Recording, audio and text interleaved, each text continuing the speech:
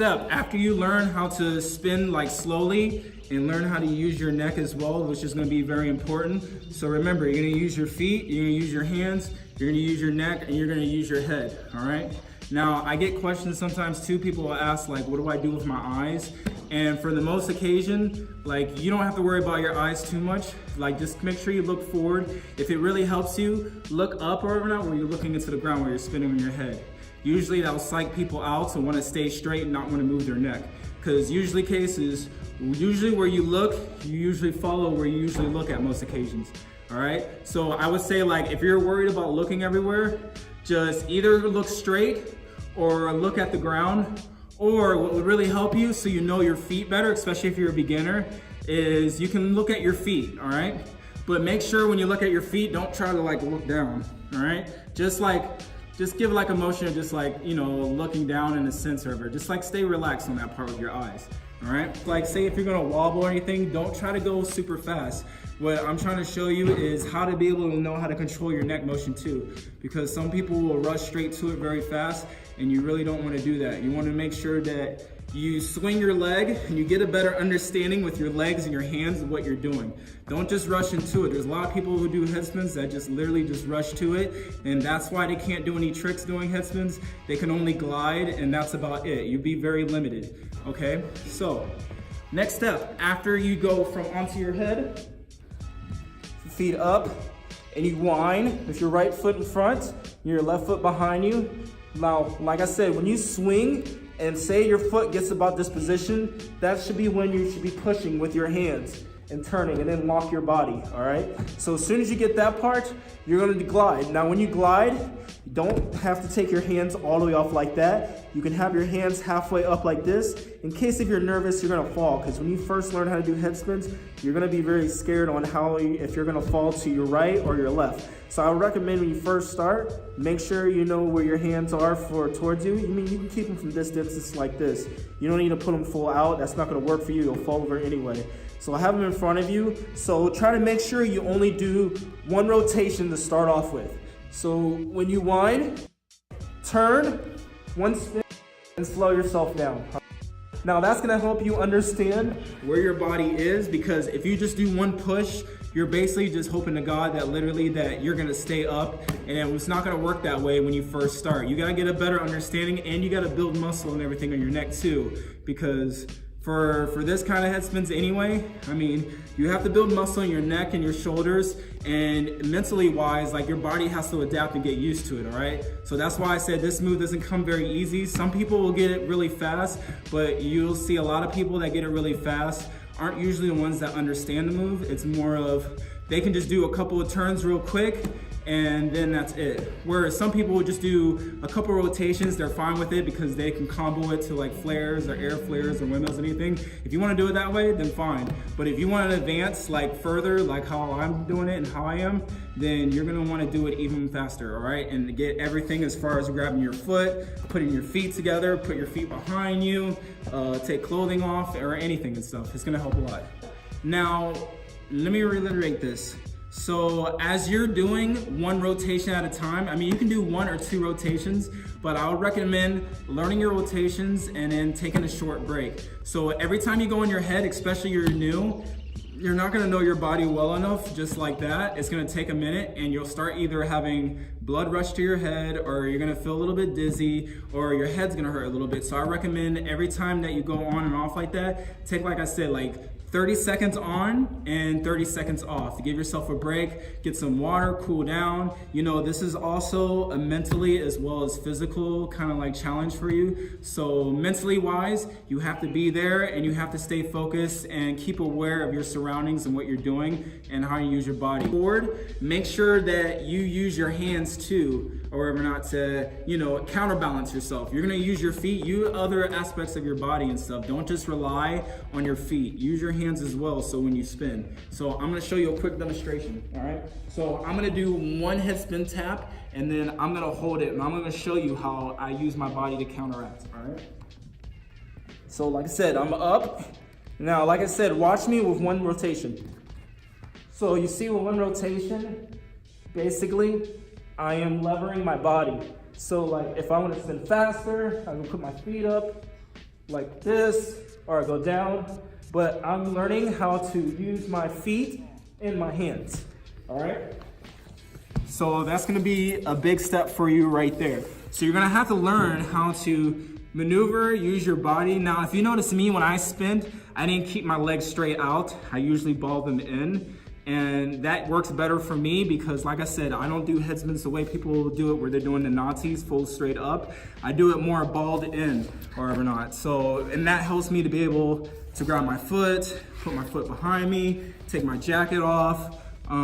Basically, if I were to use things too, it would help me a lot more as well. And that's what I'm gonna make sure you guys do. So I would say every time you do one of those and let go, don't try to spin as fast as you can. The goal of this is to understand your body and how you function, all right?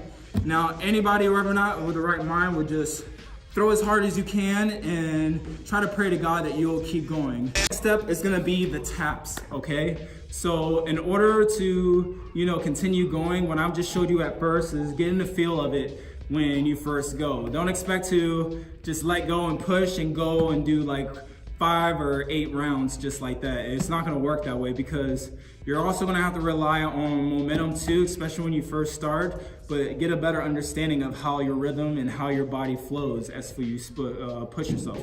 So remember, we're gonna do it like this. Like I said before, you're up, right foot in front, left foot behind you. What you're gonna do is you're gonna push, do 1 rotation. As soon as you finish your first rotation, put your right foot right back in front of you, all right? So it's gonna be like this. So right foot in front, left, stop, right in front of you, all right? So right, left, right, left, right, left, right, left, right, left, right, left, right, left, all right? And then it's gonna spin you even faster. As you see me going faster, now in this motion, you're gonna know that you can control your body and you can keep on going. All right, so I know for me, I can keep on going, but for you guys, I'm basically just showing you guys how you get the movement and how you get the feel, okay? So just remember that. So make sure when you let go and you get the feel for it, make sure at least that, you take your time, use your feet, get an understanding of how you kick. Think of it as like you're kicking a soccer ball. So you wanna keep your foot straight, or both feet actually straight. When you're first winding, whatever foot goes behind you is usually gonna bend. After you do that, usually what will happen is the faster you're going, usually the more your legs will spread apart for you. I mean, it's just aerodynamics that happens. That's gonna help you as soon as you push more and more. So when you do 1 whip and you go back with your right foot, you're just gonna do that same motion. But when you first do it, make sure you do it slowly so you understand how to do taps. Well, I'm gonna do the taps very slowly. So with my right foot right here, with my pants leg up, my left foot right here, you're right in front, and you're gonna turn your body with it, wind yourself, and then you're gonna follow through with your left and let go of your hands. So it's gonna basically from right to left, and then stop. Now you see how my right foot right here, I've gotten used to knowing how to put it right back in front of me. So as soon as you turn, put it right back. And you put your hands down. So as soon as your right foot goes in front of you, put your hands down and then re-clock. All right, re-clock, re-clock, re-clock. And then you can keep going faster, faster, faster, and faster, all right? And then that will basically help you understand and get momentum and speed. That's gonna be the first step you're gonna need to know as far as how you can get fast whip for future reference overnight. When you learn fast whip, the next step after that is learning how to control your fast whip to be able to let go, all right? Now, after you learn how to tap, the final process to this, the whole thing that's gonna be the shebang and make it work for you is letting go after your taps, all right? Now, for a lot of people usually, like not a lot, but a few people get up to where they know how to tap, and as soon as they let go, it kind of changes their body motion, and then like they end up falling over, not keeping like enough momentum, or they go slower after they let go. What I would say do is when you tap and you let go, make sure first things first though, do not try to tap super fast. If you do tap really fast and you're able to control your body that way, then fine. But for those of you who, don't know what you're doing fully yet, and it's kind of like, you're afraid still that you're gonna hurt your neck and stuff, and hence why I always say too, after 30 seconds, take a break and go back too, because then you're not so fatigued.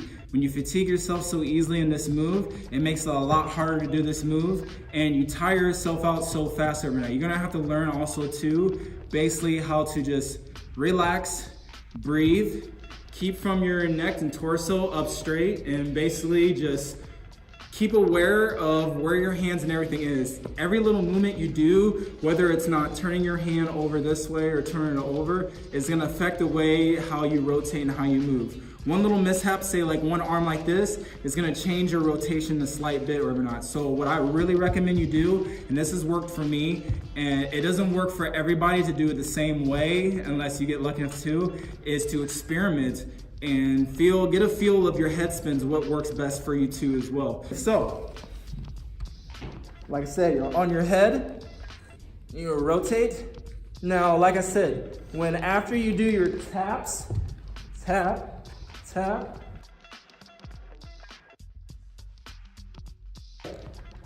All right, and then I learned too how to put my feet in front of me, all right? That's only because I've been practicing that, where I can put my feet in front and I ball myself more. Most people do it more, like I said, Nazi way, where they're out. But I learned it how to ball in, which is gonna help me be able to like thread, put my foot through, or anything like that. So a little bit, you wanna make sure you keep a level speed. So the more that you're in, the faster you're gonna go. The more that you're out, the slower you're gonna go, but you'll have a little bit more control, unless you really know how to use your neck and also your shoulders and stuff to keep in, okay? Now I recommend too, for your neck, don't do this. Make sure your neck's just staying straight as if you're looking forward, all right? Because it's gonna be very effective if you're able to leave your neck like center row up like this, because when you're really spinning on your head, you're not gonna be thinking about that always. You don't wanna be like spinning your head and worrying about your feet, worrying about your head, worrying about your hands and all that. It'll come in motion where it becomes easy to you. You don't have to overanalyze and overthink. So I would say in general, make sure that you take the time to know what you're doing, and that's basically gonna help you guys, all right? So guys, thank you so much. My name is B-Boy Ashes from Orlando, Florida, now residing in Albuquerque, New Mexico. Now, if you're in Albuquerque area and you wanna get down or practice or ever not, feel free to hit me up and let me know or ever not. We'll get this practice going and training. And to everybody, all my Florida B-Boys, yo, miss you guys. See you guys very soon. And B-Boy Ashes, Street Sweepers crew representing. Peace. Subscribe too if you want as well. If you have any comments, or say like if you need help with anything, even if you're online, you're not around, just message me or whatnot. I'll try to help you as you can, or like I can. And basically, if you have videos and you want to send to me to critique and help you out, I'm more than free to help you. So B-Boy Ashes. Now hit me on like Instagram. I mean, it's B-Boy Ashes on Instagram, Facebook, Ashes Sizer, YouTube, Ash Sizer, and you find me on there. I'll put the link in here as well. So guys, thank you so much for watching. Peace, I'm out.